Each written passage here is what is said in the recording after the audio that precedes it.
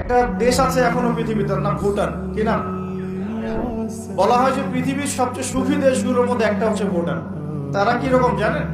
কৃষি কাজ করে, হ্যাঁ কৃষি কাজ করে, দিন আনে দিন খায়, চাষাবাদ করে, ফসল ফলায়, যে ফসল খাওয়া দাওয়া পর করার পরে যেটা বেঁচে যায় সেটা এক্সপোর্ট করে, কেউ কারোর সাথে হানাহানিতে যায় না।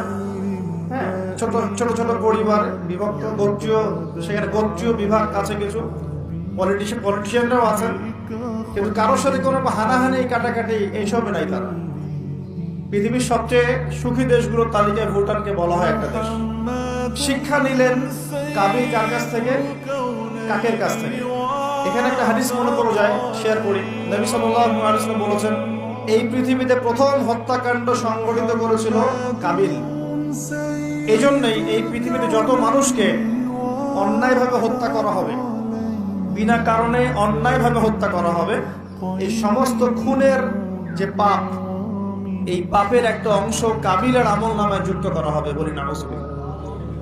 সত্তায়ে জারিয়া যেমন আছে, আরেকটা টার্ম আছে, সেটা হলো গুনাহে জারিয়া। এটা কি? একটা মাদক দ্রব্যের বার খুলেছেন, আপনি মারা যাওয়ার পরেও যদি মানুষ মাদক খেতে থাকে, কবরে শুয়ে শুয়ে গোনা পাবেন ইনশাআল্লাহ। একটা গান গেয়েছেন যেখানে আজে বাজে মিউজিক আছে, বা আজে বাজে শিরকি কথা আছে, কুফরি কথা আছে, মানুষকে আপনার আল্লাহ থেকে দূরে সরাচ্ছে, যত মানুষ সেই গান গাবে এবং শুনবে, আপনার মৃত্যুর পরেও কবরে শুয়ে শুয়ে সেই গোনা পাবেন ইনশাআল্লাহ। একজন মানুষ সিনেমা হল করেছে এবং সেখানে নগ্ন ছবি প্রদর্শন করা হয়। এখনকার বেশিরভাগ সিনেমাতেই নগ্ন ছবি দেখানো হয়, কারণ এখন অনলাইনে ঢুকলেই মনে হয় এই জগৎ সমান সমান যৌনতা, মানে এই পৃথিবীটাই মানে যৌনতা, সবখানেই যৌনতা। এমনকি একটা স্যান্ডো গেঞ্জি কিনতে যাবেন, সেখানেও দেখবেন একটা নগ্ন মেয়ের ছবি দিয়ে রেখে দিয়েছে, সব যৌনতা। তো এই যে সিনেমা হলটা করেছেন, যত মানুষ এখানে সিনেমা দেখবে, যদি আপনি মারাও যান, যত মানুষ সিনেমা দেখতে থাকবে, এই গোনার একটা অংশ আপনার কবরে অটোমেটিক ট্রান্সফার হতে থাকবে ইনশাআল্লাহ।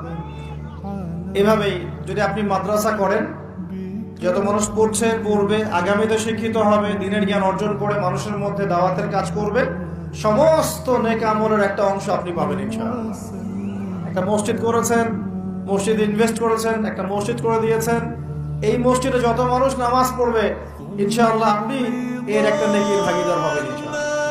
আপনি একটা বই লিখেছেন অথেন্টিক সুন্দর, এই বই যত মানুষ পড়ে উপকৃত হবে, আপনি কবরে শুয়ে শুয়ে নেকি পাবেন ইনশাআল্লাহ।